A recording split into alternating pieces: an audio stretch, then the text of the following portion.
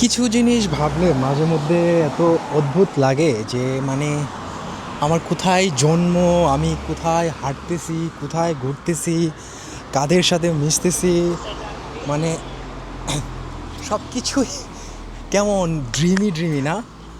মানে আমার ঠিক কি ছোট্ট ব্রাহ্মণবাড়িয়ার একটা ছোট্ট গ্রামে একটা ছোট্ট পরিবারে, যারা যে পরিবারের মানুষজন হচ্ছে ঠিকমতো স্কুলেও যায় নাই, কেউ পায় 5 পাস, কেউ 8 পাস, এই রকম একটা জায়গায় জন্ম।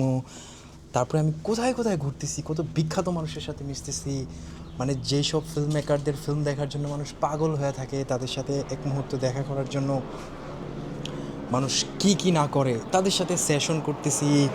সুইজারল্যান্ডের সেই কোথাকার কোন এক গ্রামের কোন গলিতে হাঁটতেছি।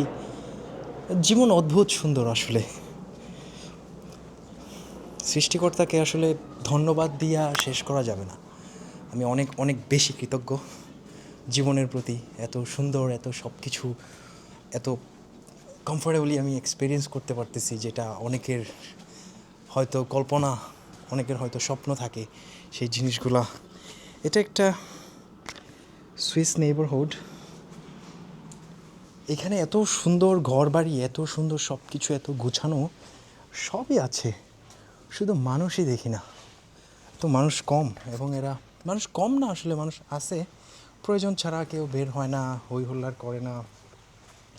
এটারও হয়তো এই জীবনযাপনের একটা মজা হয়তো আছে, কিন্তু আমরা হয়তো বা পারবো না আর কি, আমাদের জন্য হয়তো না এই লাইফস্টাইল।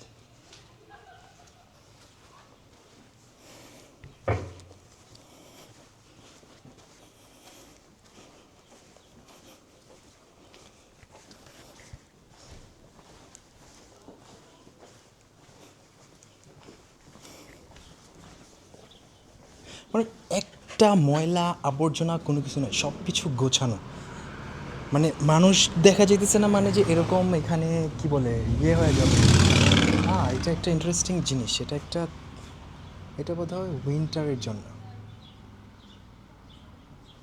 মানে শীতের সময় তাপমাত্রা কত নামছে কত উঠছে, ওইটা সম্ভবত মাপে আর কি, যে জিনিসটা দেখাইলাম। এটা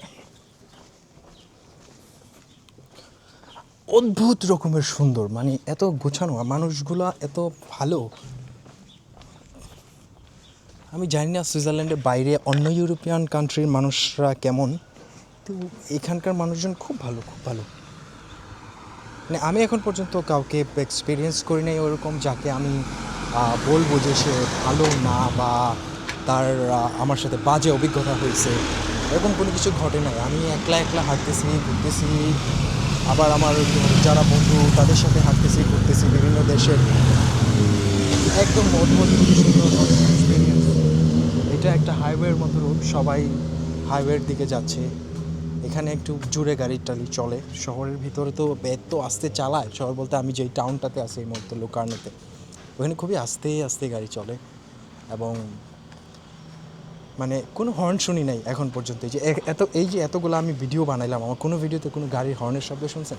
গাড়ির সাউন্ড হয়তো শুনছেন, গাড়ি চলতেছে, কিন্তু পি পি পাপু এরকম কোনো শব্দ কিন্তু শুনি নাই। শুনি নাই বললে ভুল হবে। একবার একটা মহিলা হর্ন দিছিল এক গলিতে, আমরা মানে তার ওয়ে পুরো ব্লক করে ফেলছিলাম তখন। এর বাইরে এখন পর্যন্ত কোনো হর্ন আমি শুনি নাই।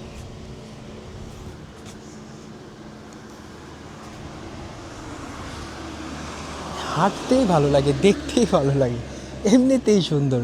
কি কি একটা দেশ আল্লাহ কি বানায় রাখছে, আর আমরা শালা কই থাকি, কি জীবন।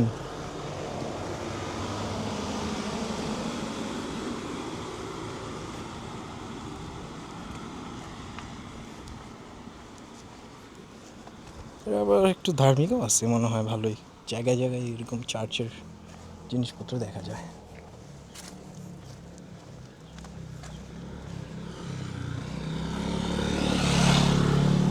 এখানে এটা একটা ছোট্ট বাড়ি, ওই যে চার্চ। আর এরা হচ্ছে প্রচুর ফুলের ইয়া করে আর কি, মানে ফ্লাওয়ার, চারদিকে প্রচুর কালারফুল ফ্লাওয়ার। এই যে বাড়ির সামনে দেখেন, এটা কালারফুল ফ্লাওয়ার। ইভেন রাস্তা, দুই রাস্তার মাঝখানে শহরের মধ্যে বড় করে এরকম কালারফুল ফ্লাওয়ার এরিয়া দেওয়া রাখছে। তো ফুলের প্রতি এদের একটা আলাদাই ব্যাপার আছে এবং সব ফুল একদম কালারফুল, কয়েক রকমের কালার থাকে একসাথে। এই যে সব বাড়ির সামনে এরকম ফুল গাছ আছে, নয়তো আঙ্গুর গাছ আছে, এবং সবার বেশ কয়েকটা করে গাড়ি আর সাইকেল। হ্যাঁ, সাইকেলও চালায় প্রচুর এরা। মানে সব কিছু একদম সর্টেড, সব কিছু সর্টেড। এই যে এখানে যে একটা বইয়ের এই যে বুথের মতো দেখা যাইতেছে, এটা একটা বুক স্টেশনারি টাইপের, মানে এটাও আছে জায়গায় জায়গায়, মানুষজন চাইলে এখান থেকে এটা খুইলা বই নিয়ে পড়তে পারে।